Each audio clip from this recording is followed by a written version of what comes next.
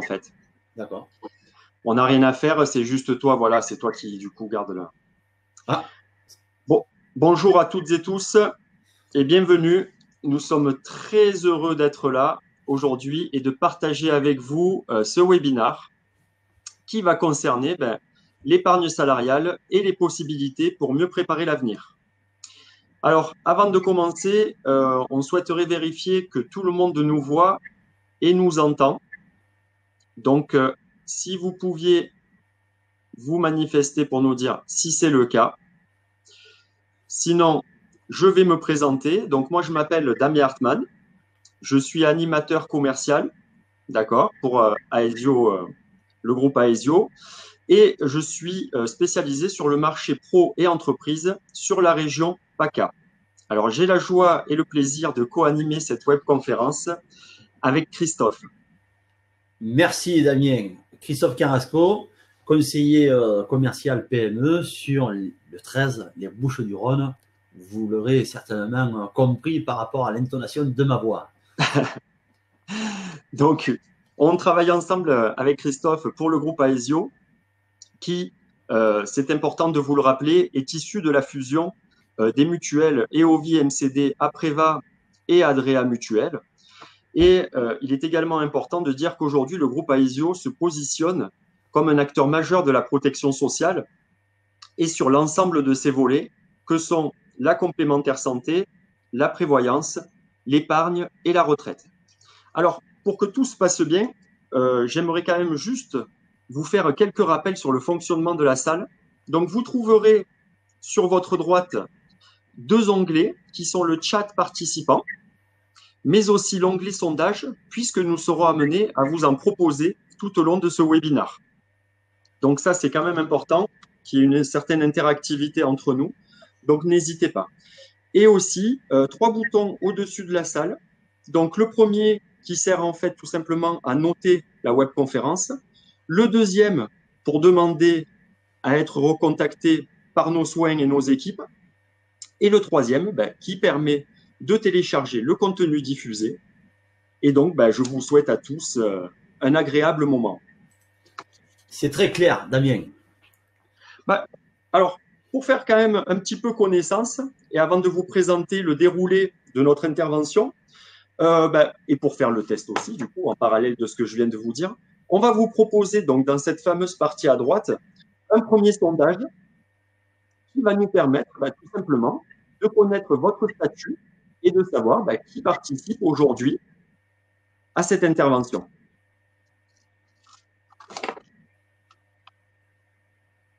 Donc, merci beaucoup. Christophe, si tu veux, est-ce que Oui. ça se passe Ça a été, le sondage a été lancé. Tout à fait. Donc, écoutez, je vous laisse le soin donc, de cliquer. Et pour ma part, écoutez, je vais vous expliquer un petit peu le déroulé. Donc, l'épargne salariale, les possibilités pour mieux préparer l'avenir.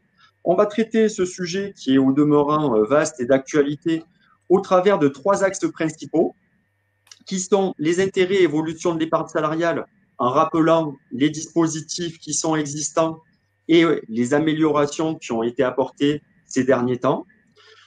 Un deuxième volet qui est la loi Pacte, avec les créations de nouveaux plans d'épargne retraite et les avantages de ces nouveaux dispositifs.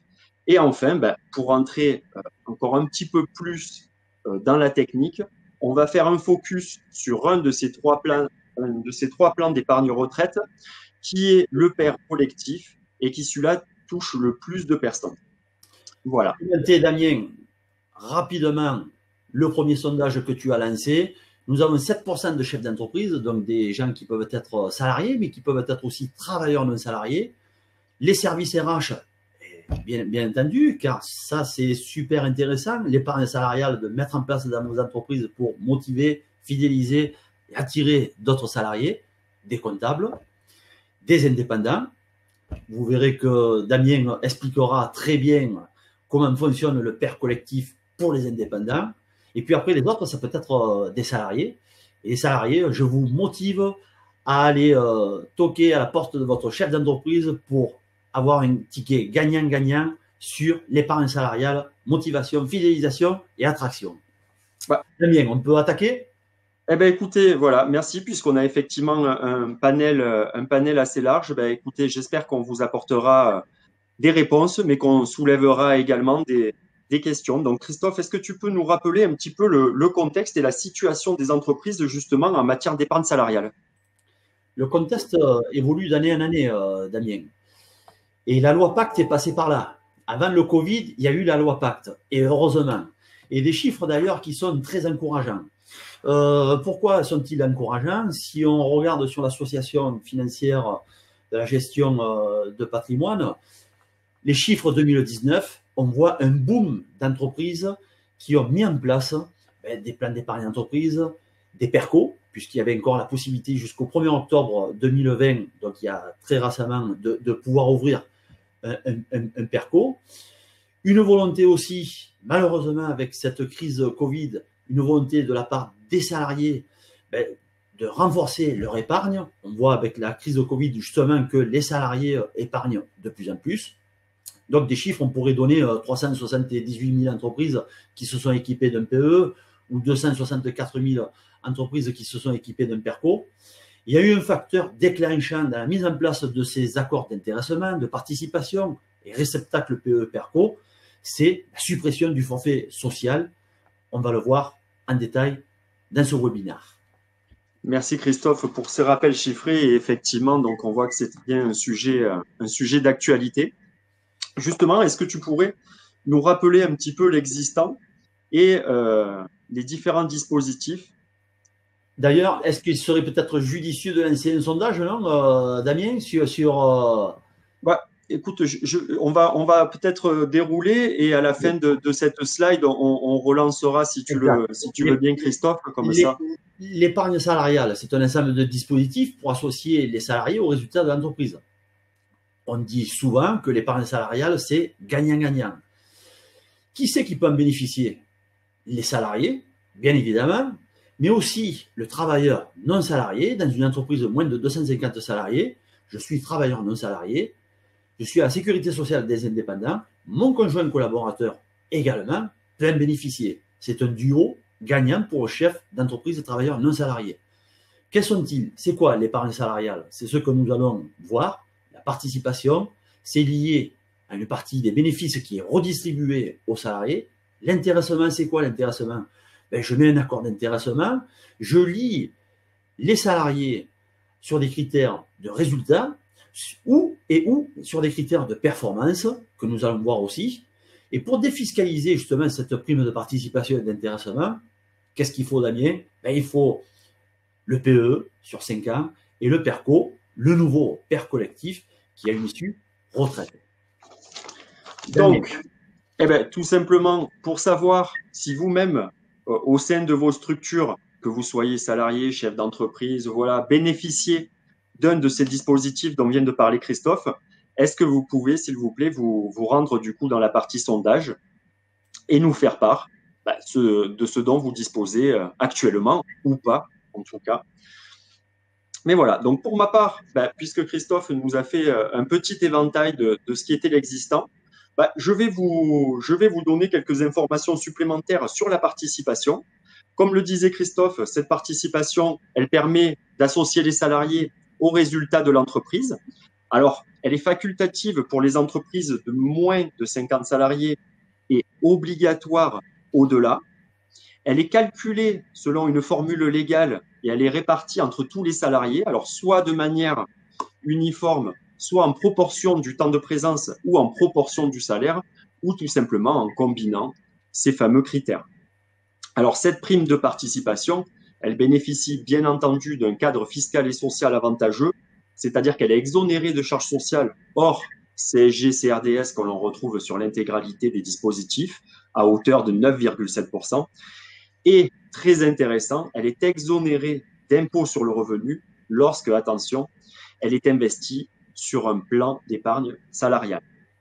Alors, il y a une chose qui est très importante, puisque on parle de ce fameux seuil des 50 salariés, et donc aujourd'hui, la loi Pacte est venue en fait assouplir le seuil d'effectif.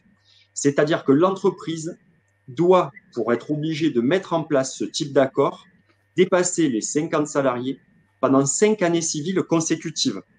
C'est-à-dire que si, lors de ces 5 années, à un moment donné, son effectif rebascule en dessous de ce seuil de 50, le compte à rebours repart en fait à zéro et elle repart de nouveau pour une période de 5 ans. Alors, juste pour préciser quand même, parce que là, c'est évidemment pas écrit, avant, il suffisait simplement d'atteindre 50 salariés pendant 12 mois consécutivement sur une période de 3 ans pour être dans l'obligation de mettre en place un accord. Donc aujourd'hui, ça s'est beaucoup plus assoupli en tout cas. Voilà. Et une deuxième précision pour ceux qui veulent aller plus loin, si l'entreprise dispose déjà d'un accord d'intéressement, l'assujettissement à la participation peut être décalé de 8 ans au total. Donc ça, effectivement, c'est quand même intéressant. Et comme je vous parle, tu as évoqué la participation. Peux-tu évoquer l'intéressement, cher Damien? Bien sûr, Christophe, merci beaucoup. Donc, elle permet effectivement de motiver les salariés à les associant à l'atteinte d'objectifs. Elle est facultative, comme on a pu l'expliquer. Et donc, puisque c'est lié en fait à l'atteinte d'objectifs, aux résultats de l'entreprise ou aux performances collectives, tout simplement, ces objectifs doivent être facilement compréhensibles et mesurables, proches évidemment de l'activité des salariés et répondant à la stratégie, bien entendu, de l'entreprise. Donc, pour donner quelques exemples comme ça qui vont parler à tout le monde, tout simplement, si on parle d'amélioration de la sécurité, on va déterminer, on va surveiller le taux de fréquence des accidents en fait de travail. Si on veut améliorer, on va dire, ou la satisfaction client ou répondre aux attentes des consommateurs, on va mesurer le taux de satisfaction en fait des clients. Et enfin, quelque chose, alors, évidemment, il y en a à l'infini des critères qu'on peut mettre en place, mais on peut également aujourd'hui quelque chose qui est assez surveillé dans les structures et de plus en plus étudié, c'est si on veut réduire en fait ces impacts environnementaux, on le fait au travers de mesures de consommation d'eau sur certains sites, d'électricité, de papier, et on peut même aller jusqu'à mesurer ou identifier le recyclage donc du papier qui est fait sur site. Voilà. Donc ça, c'est vrai que c'est assez intéressant. Maintenant que je vous ai un petit peu donné quelques informations pour redonner un petit peu on va dire, de sens et redonner un petit peu de cadre à la participation et à l'intéressement, Christophe, est-ce que tu pourrais nous dire s'il y a eu un petit peu des améliorations qui ont été apportées justement sur l'intéressement? La loi Pacte, c'est une volonté, c'est de favoriser la mise en place d'intéressement, notamment dans les très petites entreprises à partir de 1 salarié. Un petit rappel, l'intéressement, une prime d'intéressement, c'est aléatoire. Et ça ne doit pas se substituer à une partie de salaire.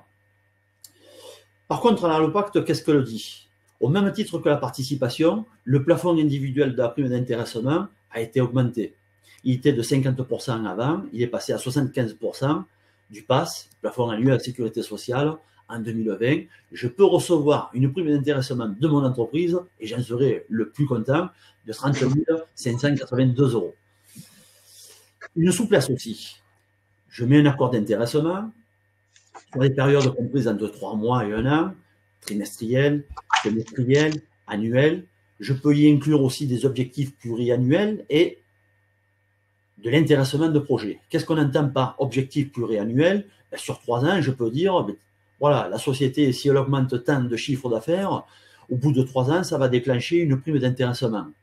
Un intéressement de projet, je peux avoir une entreprise qui est uniquement à vocation nationale, et puis j'ouvre une entité à vocation internationale, pourquoi pas motivé par un intéressement de projet, tout ou partie de ces salariés qui, eux, auront un projet bien clair, c'est de développer les ventes à l'international. Il y a eu aussi avec la loi Pacte la sécurisation des accords.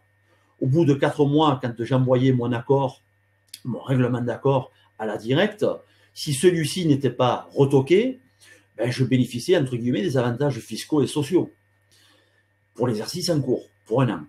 Mais au bout de 6 mois, s'il n'y a pas de retour de la directe, là, c'est toute la validité de l'accord d'intéressement, c'est-à-dire 3 ans. C'est très clair, Christophe. C'est très, très clair. Merci beaucoup pour ces précisions et c'est des avantages et des avancées qui sont pas neutres. Il y a eu aussi Il y a eu aussi, on l'a évoqué, hein, la durée de l'accord d'intéressement sur 3 ans, renouvelable une fois par tacite reconduction. Toujours aussi dans l'esprit de la loi Pacte de favoriser la mise en place avec la simplification aussi par des accords déjà prédéfinis dans les entreprises de moins de 11 salariés. Le travailleur non salarié, chef d'entreprise, peut mettre en place de façon unilatérale, par décision unilatérale, un accord d'intéressement pour ses salariés. Il sera gagnant, lui, en tant que travailleur non salarié, mais les salariés aussi en seront gagnants aussi. La prime exceptionnelle du pouvoir d'achat, la prime Macron, vous en avez peut-être bénéficié. Elle est reconduite en 2020. C'était 1 000 euros.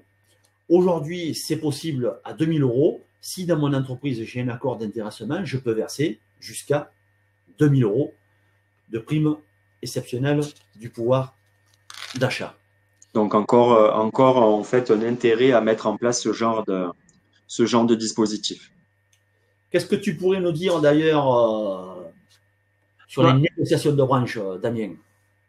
Tout simplement, c'est vrai qu'on a tendance à penser que ces dispositifs sont réservés en fait aux grandes entreprises, et donc le législateur, au travers de différentes ordonnances ou de différents textes, et là notamment la loi Pacte, a souhaité en fait accompagner les TPE, puisque dans la rédaction de ces actes et on va dire dans la mise en place, de faire en sorte de les accompagner. Et donc, elle a réactivé l'obligation pour les branches de négocier un accord d'intéressement ou de participation clé en main, d'accord?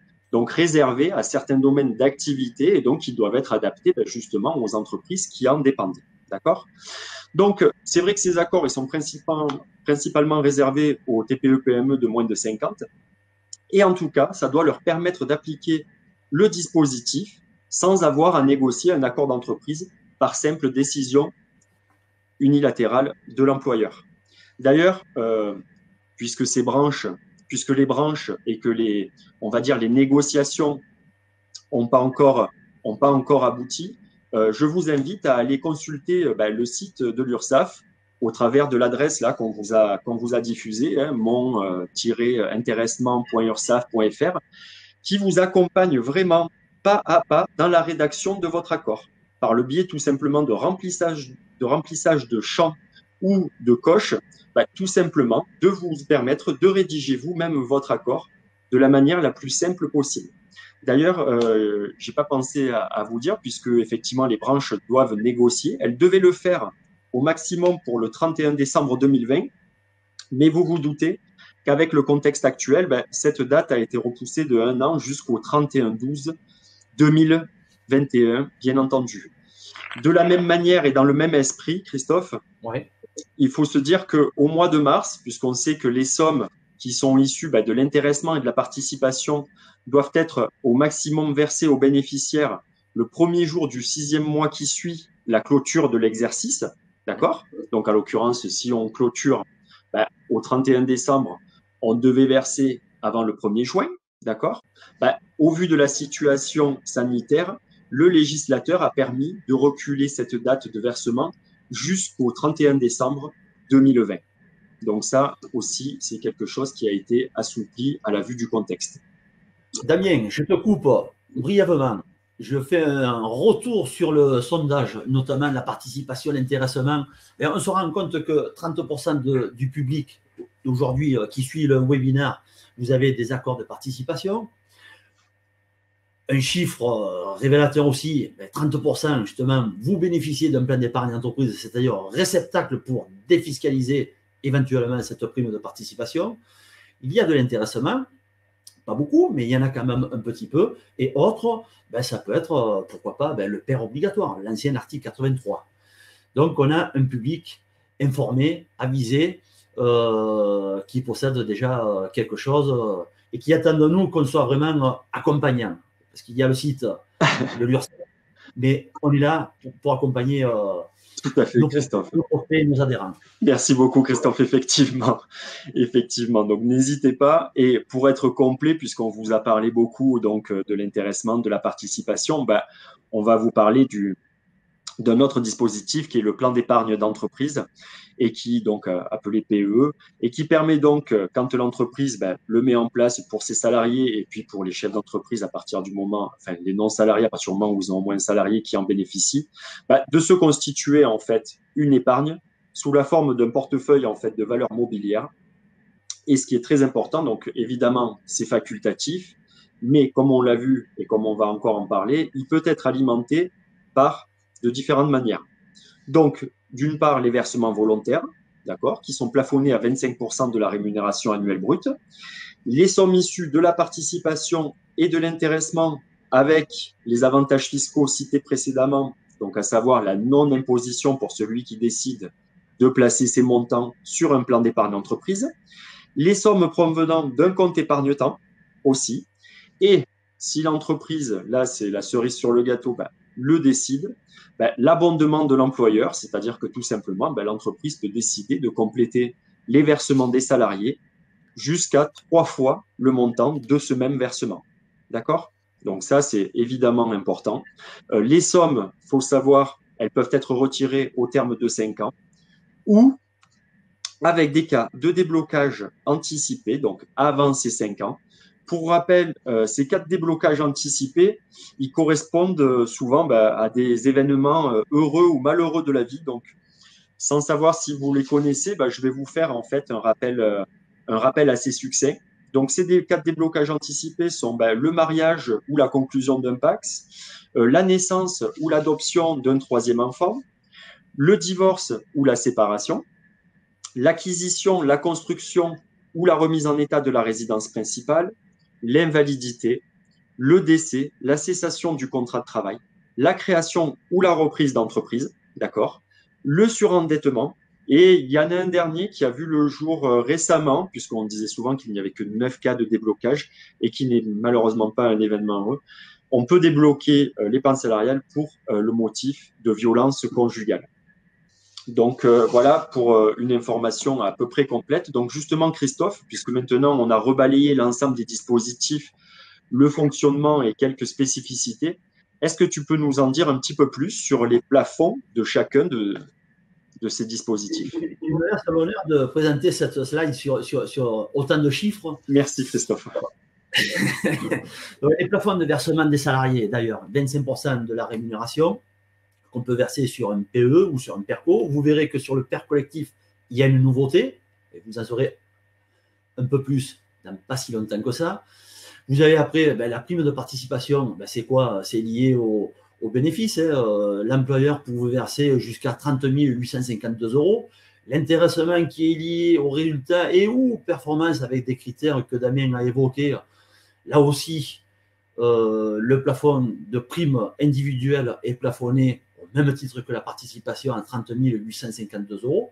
Je peux bénéficier d'un abondement qui est de 3 fois mon montant plafonné à 3 291 € pour le plan d'épargne entreprise issu à court terme, 5 ans.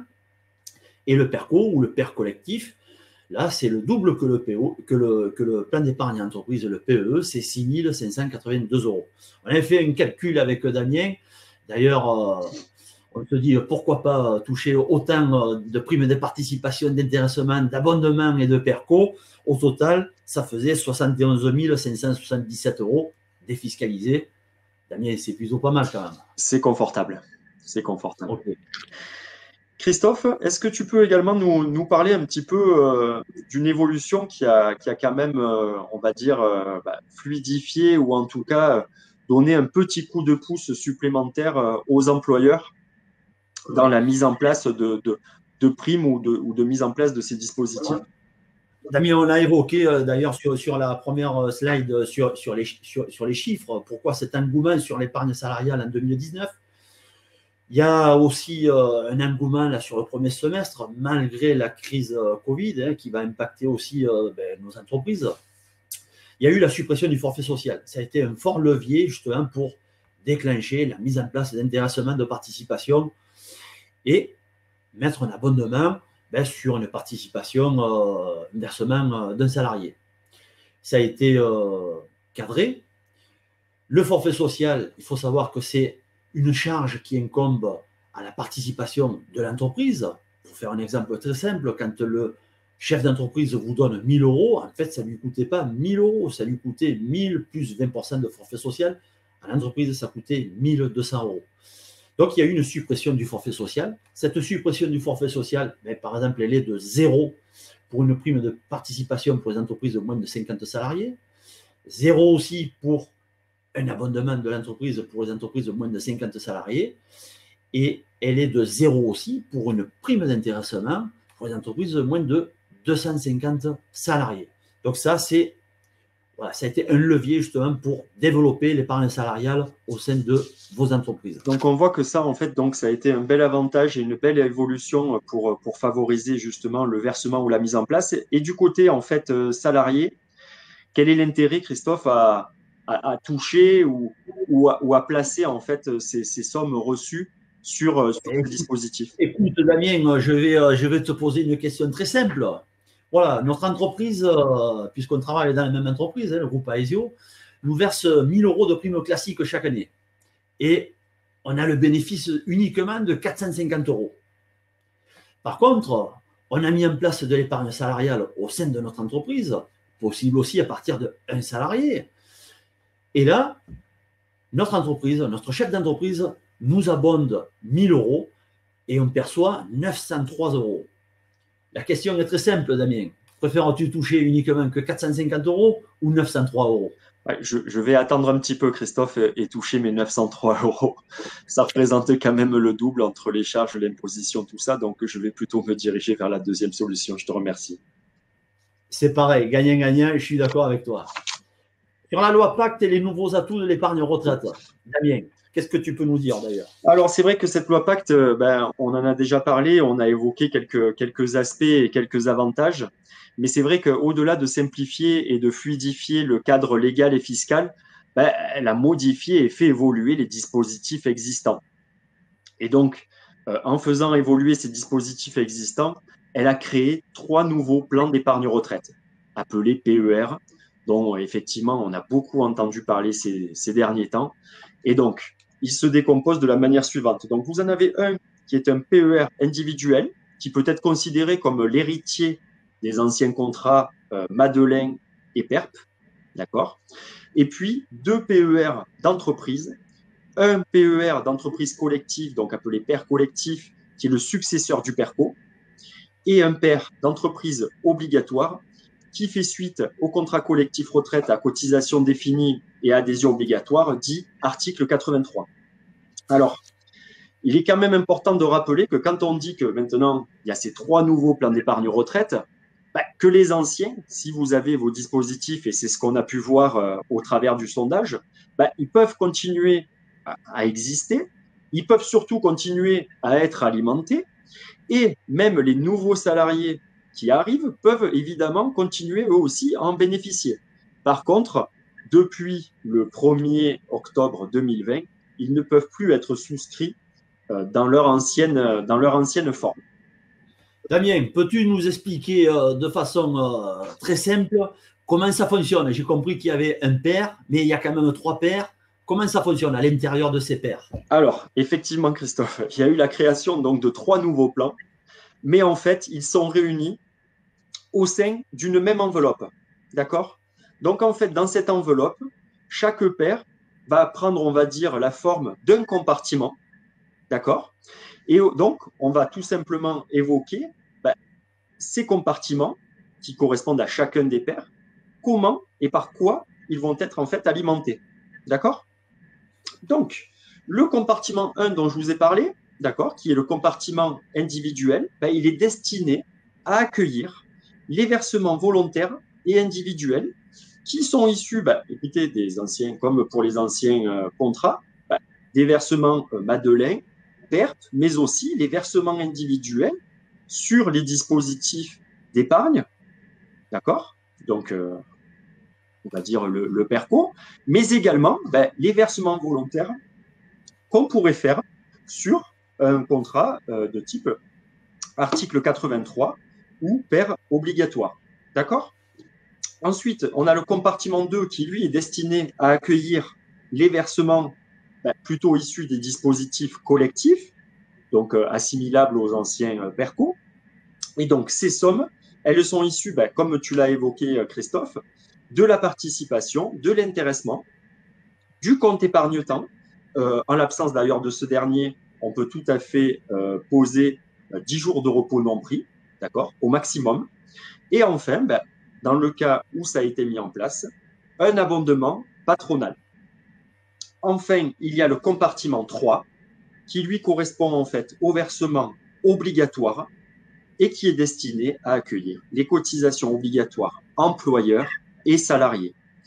C'est-à-dire que tout simplement, en fonction du type de versement, quel que soit on va dire, le dispositif qui a été mis en place au sein de votre structure, vos versements, s'ils sont individuels, vont aller dans le compartiment 1. Les versements issus de l'entreprise ou collectif vont aller dans le compartiment 2. Et si on est dans le cadre d'un PER obligatoire, ça va aller se loger dans le compartiment 3, tout simplement. Merci Damien. Christophe, maintenant qu'on a vu les versements destinés à chacun de ces compartiments, est-ce que tu saurais nous expliquer les modalités de sortie de chacun et comment on va pouvoir en fait récupérer son épargne? Je vais essayer de t'expliquer ça et ainsi qu'à nos participants. Si j'ai bien compris ta démonstration, je m'imagine dans ma chambre, j'ai une commode avec 3 tiroirs. Le tiroir numéro 1, c'est tous les versements volontaires, déductibles ou non. Le tiroir numéro 2, c'est tout ce qui est issu d'épargne salariale. Et le tiroir numéro 3, c'est tout ce qui est issu des versements obligatoires, employeurs et ou salariales. L'image est belle, Christophe, et je pense que voilà, tout le monde a bien compris. L'issue, justement, quelle est l'issue justement de ce qu'on va capitaliser tout au long de notre carrière? Sur le compartiment numéro 1, versement volontaire, déductible ou non déductible, à même titre que le compartiment numéro 2, qui est, lui, sert de réceptacle uniquement qu'à l'épargne salariale, la sortie peut être en rente et ou en capital. On va y revenir. Le compartiment numéro 3, anciennement l'article 83, là, je ne pourrais avoir uniquement qu'une issue en rente uniquement. Donc, pas de capital. S'il y a bien quelque chose à comprendre, c'est que tout ce qui est issu du compartiment numéro 3, l'ancien article 83, versement obligatoire, salarial et ou entreprise obligatoire, ça n'a uniquement qu'une issue en rente, liquidation des droits à la retraite. Je peux faire d'ailleurs des rachats anticipés. Ça, c'est les accidents de la vie, les décès de conjoints, les maladies, la situation de surendettement, l'expiration des droits au chômage du titulaire, cessation d'activité du non-salarié. Il y a un autre cas, mais tu l'as évoqué aussi sur le plan d'épargne d'entreprise, sur le PERCO, l'achat de la résidence principale qui ne vaut, lui, le déblocage des fonds que pour le compartiment numéro 1 et le compartiment numéro 2. C'est-à-dire, si j'ai un capital dans le compartiment numéro 3 qui est issu des versements obligatoires, est-ce que j'ai droit à débloquer cet argent pour l'achat de la résidence principale? C'est non, bien entendu. Je fais un petit retour sur le compartiment numéro 1. Sachez que l'ancien contrat retraite Madeleine, l'issue n'était uniquement qu'en rente. Avec le PER collectif, le compartiment numéro 1, je peux déduire mes versements en tant que travailleur non salarié et je peux avoir une issue en capital. Voilà un avantage certain du PER collectif. C'est très clair, Christophe. Merci beaucoup. Donc, justement, puisque tu parlais du nouveau PER collectif, on a préféré se consacrer effectivement à ce compartiment-là et à ce réceptacle, puisqu'effectivement, il concerne le plus de monde, que l'on soit travailleur indépendant, salarié.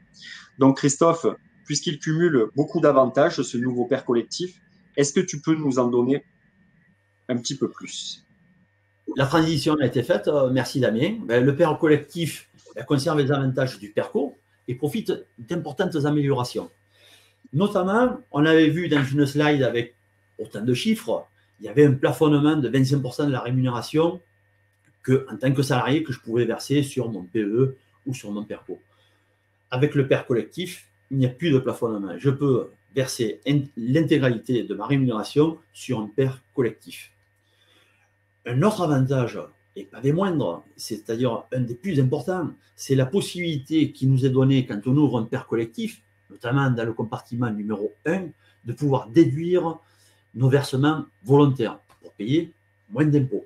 Ça fait partie du père collectif. Je peux choisir à chaque versement si je déduis ou si je ne déduis pas. L'impact, vous l'avez bien compris, il y a une imposition plus forte ou moins forte à la sortie si je déduis à l'entrée ou si je ne déduis pas à l'entrée. Merci Christophe, merci beaucoup, c'est très clair. De mon côté, puisque tu parles effectivement de versement et de déplafonnement de versement, il faut quand même se dire que on est quand même lié à tout ça à, on va dire, une enveloppe de revenu global et un plafond de déduction selon les mêmes règles que le PERP. D'accord? Donc, les versements sont déductibles annuellement, okay, jusqu'à un montant égal à, pour ceux qui ont un revenu inférieur au PASS, 10% du plafond annuel sécurité sociale de l'année précédente, à savoir donc pour cette année 4 052 €, ou tout simplement, s'il le dépasse, 10% des revenus professionnels de l'année précédente dans la limite de 32 419 €. Alors, ce qu'il faut dire quand même, c'est que cette limite, elle est réduite des cotisations obligatoires versées sur un article 83 ou donc le nouveau PER obligatoire, des abondements de l'employeur versés sur un PERCO ou un PERECO, la nouvelle formule, mais également des cotisations versées sur un contrat retraite Madeleine, puisque lui-même peut en bénéficier, hors la part correspondant à 15% du bénéfice compris entre 1 et 8 passes. Alors, il y a quand même, puisque tout le monde le voit sur sa fiche d'imposition, à partir du moment où on est en couple et soumis à l'imposition commune, on peut tout simplement cumuler son disponible fiscal, d'accord? Et on peut également, le disponible constaté au cours d'une année, on peut l'utiliser au cours des 3 années suivantes. Donc ça aussi, c'est une précision qui est importante. Alors, on a beaucoup parlé effectivement des différents plafonds, des différents dispositifs. Et avec Christophe, c'est vrai qu'on a bien aimé mettre l'accès sur le chef d'entreprise indépendant qui donc peut bénéficier de ce dispositif à partir du moment où il le met en place pour également au moins un de ses salariés et jusqu'à 250, pour faire un petit focus et faire le parallèle avec le dispositif dont il bénéficie jusqu'à aujourd'hui, à savoir le contrat retraite Madeleine. Donc, comme pour le contrat retraite Madeleine, le fait de passer ces versements dans le compartiment 1 d'un nouveau père, d'accord, ça permet de le déduire, en fait de ses bénéfices professionnels, donc les montants versés, avec une possibilité donc de déduire de 4 113 jusqu'à 76 102. La possibilité, s'il y a un abondement, tout simplement de recevoir après son versement individuel l'abondement de l'employeur, d'accord, de l'entreprise. Et en plus, contrairement au contrat Madeleine, l'abondement n'est pas soumis à charge sociale, bien entendu. Et enfin, puisque tu viens d'en parler, Christophe, dans les modalités de sortie, tout simplement la possibilité de sortir en rente en capital, de fractionner même les sorties en capital, ou alors de pouvoir, avant l'échéance de la retraite, puisqu'on est bien sur ces avantages-là et sur ces dispositifs-là, de sortir en amont en cas d'acquisition de la résidence principale. C'est plutôt pas mal, hein, Damien, hein? Eh bien, écoute, effectivement, ça fait beaucoup d'avantages que l'on cite tout à l'heure. Et je crois qu'en plus. Et il y en a d'autres, et c'est pas fini. Et c'est pas fini. On va passer maintenant, effectivement, au compartiment 2, Christophe. Ouais. Donc, les avantages, le compartiment numéro 2, c'est tout ce qui est lié à l'épargne salariale. La loi Pacte, le PER collectif, a repris ce qui existait déjà avec le PERCO. D'ailleurs, c'était une mesure Macron à l'époque. C'est-à-dire que sans versement du salarié, je ne verse rien sur mon PER collectif ou sur mon PERCO, ancien PERCO. Je pouvais quand même avoir un abondement de l'entreprise qui pouvait être initial et périodique, qui était lui plafonné à 2% du PASS. 2% du PASS, c'est 822 €. Alors, vous savez que l'épargne salariale, ça concerne tous les salariés. Il n'y a pas de différenciation entre cadre et non cadre, c'est l'ensemble des salariés. Mais un chef d'entreprise qui jugeait opportun de motiver, de récompenser ses salariés sans aucun versement des salariés de son entreprise, pouvait déclencher un versement de 822 €. L'avantage pour l'entreprise, c'est qu'il était exonéré et déductible des bénéfices de l'entreprise. Et pour le salarié, ben, c'est net d'impôt, c'est mis sur le PERCO ou aujourd'hui sur le PER collectif avec une issue qu'on a déjà évoquée. La loi Pacte a favorisé aussi, j'avais besoin d'un PE pour ouvrir un PERCO. Aujourd'hui, je peux ouvrir un PER collectif sans pour autant avoir un plan d'épargne entreprise. Merci Christophe. On a parlé donc de ces fameux compartiments. On a vu le 1, là on a vu le 2. Et donc, il y a également en fait une notion dont on entend beaucoup parler et qui revient beaucoup, c'est la transférabilité. Alors, c'est pas comme au foot, hein, on ne va pas transférer des joueurs. Là, c'est la portabilité de notre capital, de notre épargne, de notre capital qui a été constitué tout au long de ma carrière. Aujourd'hui, mon entreprise qui s'appelle Aesio, j'ai un PER collectif avec un compartiment 1, 2 et 3. Demain, je vais travailler, je change de métier, je vais travailler dans une autre entreprise, faire peu importe le métier. Cette autre entreprise a aussi un PER. Je pourrais, tout au long de ma carrière professionnelle, porter mon compartiment numéro 1, mon compartiment numéro 2, mon compartiment numéro 3 sur l'autre entreprise. Je pourrais, tout au long de ma carrière professionnelle, transporter, portabilité, transférer mes compartiments qui sont étanches. Tout ce qui est issu des versements volontaires, ça ira dans le compartiment numéro 1 du nouveau PER, etc., etc. Ça, tout au long de ma carrière. C'est pour quelque part s'y retrouver. Et quand je suis salarié, ben, j'ai un produit et ce produit me suit tout au long de ma carrière professionnelle. Ouais, c'est important, en fait, ça permet de simplifier, d'avoir une meilleure lisibilité.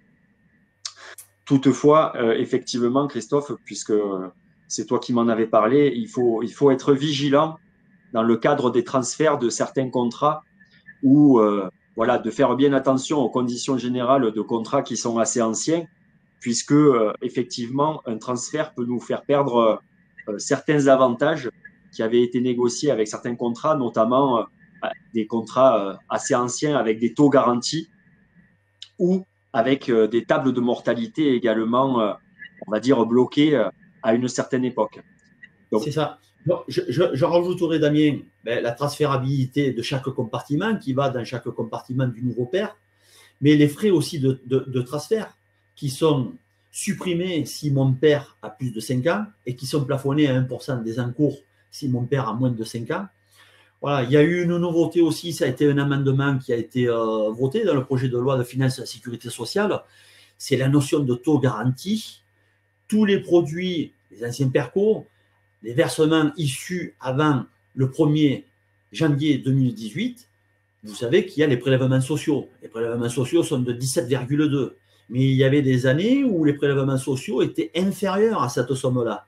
Aujourd'hui, il y a un amendement qui a été voté récemment, que vous pourrez retrouver d'ailleurs sur Internet, pour justement, en cas de transfert de mon ancien PERCO vers un nouveau PER collectif, que le titulaire de ces anciens versements puisse bénéficier demain, aussi dans un nouveau PER collectif, des taux qui sont garantis. Moins de prélèvements sociaux en fonction de la date de mes versements dans mon ancien PERCO.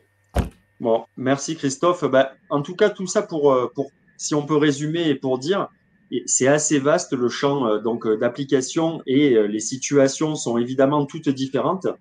Donc, il y a quand même une importance et et une nécessité d'être bien accompagné dans la mise en place ou dans le suivi ou en tout cas on va dire dans le cheminement pour évidemment prendre en compte tout ce que tu viens d'évoquer et prendre des décisions et aller dans un sens ou dans un autre en connaissance de cause et en ayant tous les éléments en fait en vue.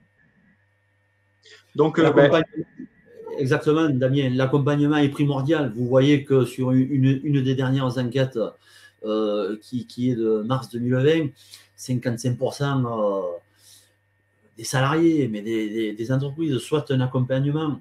L'accompagnement, c'est ce qu'on fait au quotidien, Damien. C'est la réflexion. Je suis dans votre entreprise. Vous êtes en train de réfléchir comment motiver, fidéliser ou défiscaliser pour payer moins d'impôts. Donc, c'est cette première étape de réflexion. Quels critères, comme l'a évoqué Damien, quels critères je vais mettre en place au sein de mon accord d'intéressement, soit lié à de la performance, soit lié à des résultats. La mise en place des réceptacles, PE, pair collectif. Et puis après, le suivi du contrat. Rencontrer vos salariés, leur dire comment ça fonctionne aussi. Ça, c'est important. Bon, ben Christophe, puisque effectivement on arrive à la fin et qu'on voit qu'il y a 55% donc de cette enquête de personnes qui ont manifesté en tout cas la volonté de plutôt être d'accord pour être accompagnés dans la mise en place ou dans le suivi de ces dispositifs, eh ben, on vous propose avec Christophe un dernier sondage qui va porter sur justement est-ce que vous souhaiteriez être accompagné, bien entendu par nos soins ou par nos collaborateurs, et on espère faire mieux que ces 55% de l'enquête OpinionWay. Donc je vous remercie d'aller évidemment vous manifester dans ce sondage. Et puisque nous arrivons donc enfin, on vous remercie évidemment de votre attention. N'hésitez pas, comme je le disais, à nous solliciter. Et puis, Christophe, on va quand même répondre à des questions. À des questions, puisque effectivement, dans le chat participant, on a pu avoir un tas de questions. Donc, je te laisse le soin, Christophe, de répondre peut-être à la première. Oui, alors, c'est possible de verser sur le PE d'autres sommes de l'intéressement, une somme personnelle, par exemple. Voilà, par exemple, est-il possible de verser sur le PE d'autres sommes que de l'intéressement, une somme personnelle, par exemple? Vous avez un plan d'épargne entreprise, bien entendu, vous pouvez faire des versements volontaires, comme on l'a évoqué. Ça, c'est possible. Quel est l'avantage pour une entreprise de faire un abondement sur un PE? Alors, quel est l'avantage pour une entreprise de faire un abondement sur un PE? L'abondement, c'est pouvoir motiver. C'est comme on dit souvent dans nos entreprises, quelle est la finalité? C'est quoi que vous souhaitez susciter comme intérêt auprès de vos salariés? Est-ce que vous souhaitez avoir une vision à très court terme, 5 ans, ou est-ce que vous souhaitez avoir une vision à plus ou moins long terme, la liquidation des droits à la retraite? Donc, le PE a vocation à du très court terme, donc 5 ans. Ce que je dépose en 2020, je pourrais le récupérer en 2025, etc., etc. Donc, si je souhaite motiver, entre guillemets, mes salariés à verser sur un plan d'épargne entreprise, il est essentiel, entre guillemets, de mettre un abondement. L'abondement, on l'a vu, c'est 3 fois le versement du salarié, c'est plafonné à 3 000 € exonérés de charges déductibles pour l'entreprise. Quand le salarié verse 1 000 €, l'entreprise peut verser 3 fois cette somme-là, plafonnée à 8% du PAS. Je récupère, moi, en tant que salarié, 1 000 plus 3 000, 4 000 €. Automatiquement, si je mets un abondement, dans mon règlement du plan d'épargne d'entreprise, je vais motiver mes salariés à, pourquoi pas, aller chercher un abondement sur le plan d'épargne d'entreprise, justement pour se constituer un capital avec un horizon à très court terme. Alors, Christophe, je suis désolé, je suis un petit peu embêté. Je vois pas, les choses n'apparaissent pas de mon côté, donc je vais devoir te laisser peut-être répondre à une de plus, sachant que je préviens quand même nos interlocuteurs et en les remerciant, c'est que évidemment, il y a beaucoup de questions certainement auxquelles on ne pourra pas répondre aujourd'hui du fait du timing. Nous mettons un point d'honneur avec Christophe à répondre soit de vive voix si vous avez souhaité être recontacté, soit par écrit évidemment à la suite de la web conférence, bien entendu. On va répondre à une dernière question, Damien. Allez, merci Bonjour, beaucoup. les anciens contrats article 83 peuvent être conservés en l'état ou transformés. On peut les transformer. Après, il faut faire attention, il faut avoir un devoir de conseil auprès de son entreprise aussi, auprès de son interlocuteur aussi. Les anciens contrats article 83 pouvaient bénéficier d'une table de mortalité beaucoup plus importante qu'aujourd'hui, qu'un père collectif. avec des taux peut-être même garantis. Donc, ce n'est pas uniquement que de transférer des avoirs d'un ancien article 83 sur un nouveau père collectif, c'est étudier ça. Et après, ça, c'est au cas par cas. Donc, tout est transférable, mais il y a quand même un devoir de conseil à avoir auprès de vos salariés et nous, auprès de votre entreprise aussi. Merci beaucoup, Christophe. Donc, ben, on va donc, puisqu'on s'approche de l'heure prévue, on voulait vraiment tous vous remercier de vous être inscrits et d'avoir participé à ce webinaire. Christophe, tu voulais également certainement remercier nos interlocuteurs. Ben, je remercie nos interlocuteurs. Je te remercie aussi, c'est la première ensemble dans le groupe Aesio. Il y a beaucoup de questions. Comme tu l'as évoqué, comme tu l'as si bien dit, on va répondre à toutes les questions. N'hésitez pas à revenir vers nous. Il n'y a pas que Damien et Christophe dans le groupe Aesio pour commercialiser, venir à votre rencontre. Tous les commerciaux du groupe Aesio sont là pour vous accompagner. Pour vous un maximum de richesse et d'informations.